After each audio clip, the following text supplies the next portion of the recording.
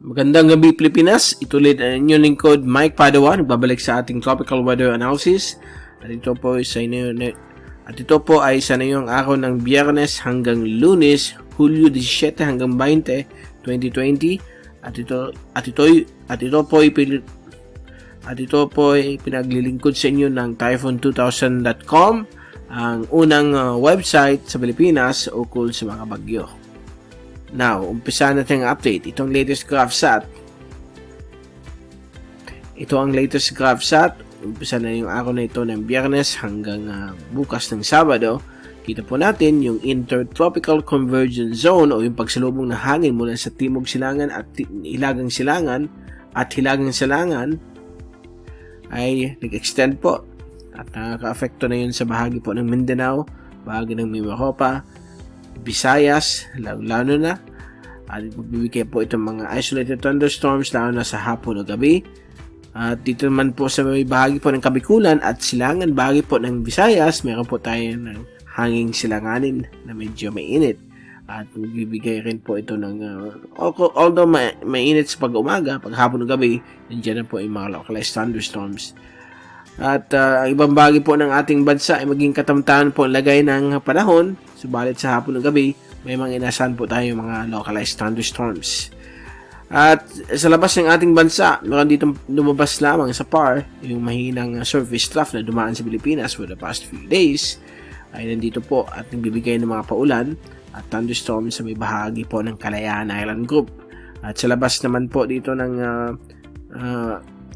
dito naman po sa may katimukan bahagi po ng dagat Pilipinas, meron po tayong mahinang surface trough naka-embed po sa silangan na bahagi po ng naka-embed po sa aktibong Intertropical Convergence Zone. Dito naman po sa kaligitnaan po ng Micronesia sa labas ng PAR, meron po tayong mahinang LPA na namuo. Subalit ayon po sa mga computer models, hindi naman po ito lalakas bilang isang bagyo. Baka mananatili lamang po siya isang LPA habang ito po ay naasahan na lapit sa may Hilagang Luzon pagdating po ng sunod na linggo. Okay? Dito naman po sa may pinakasilangang bahagi po ng mapa natin, itong part ng eastern sections ng ITCZ, ay meron pong surface trough na muo at hindi pa naman siya bilang isang LPA. At may frontal system na po sa may taas na parte po ng ating lugar dito po sa may bahagi po ng Korea at Japan. So, yan po ang ating GraphSat at bago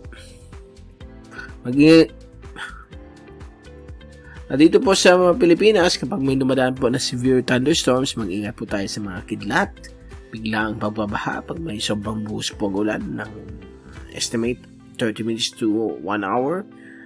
At ito po yung mga inaasahan natin kapag may malalakas po na severe localized thunderstorm.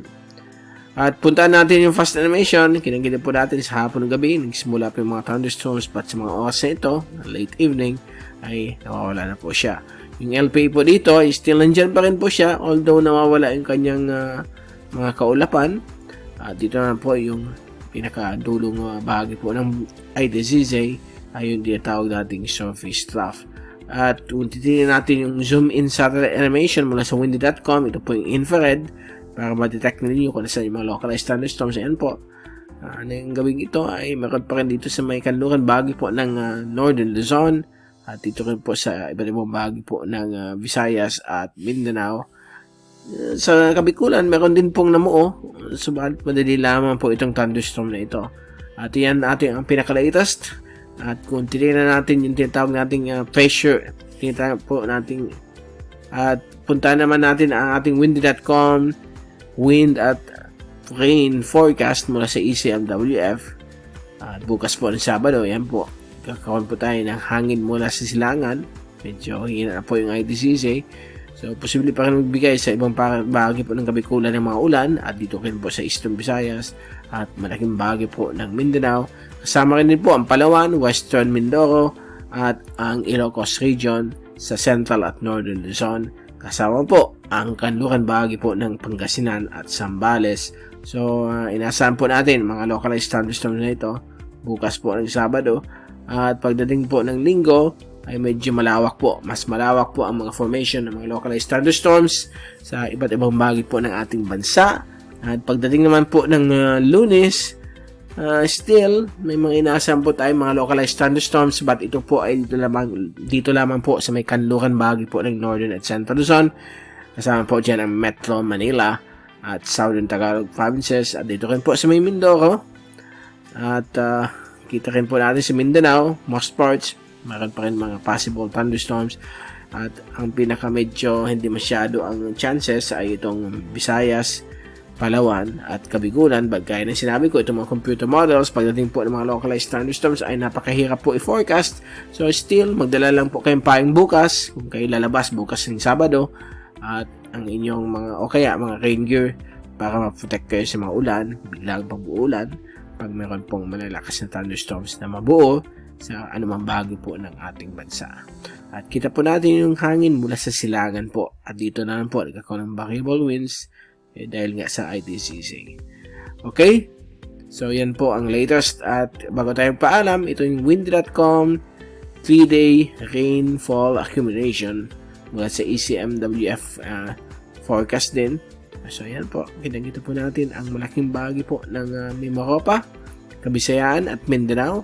At dito rin po sa may Purillo area, sila ang bahagi po ng Northern Quezon at ang bahagi po ng Ilocos region ay may mga inaasahan po tayong mga rain showers of thunderstorms.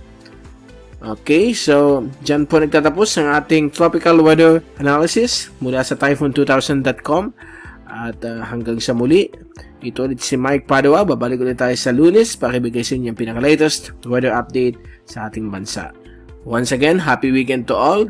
Be #weatherwiser. Mag-ingat po tayo lagi at maraming salamat po sa pagpanood nyo ng YouTube Weather Channel.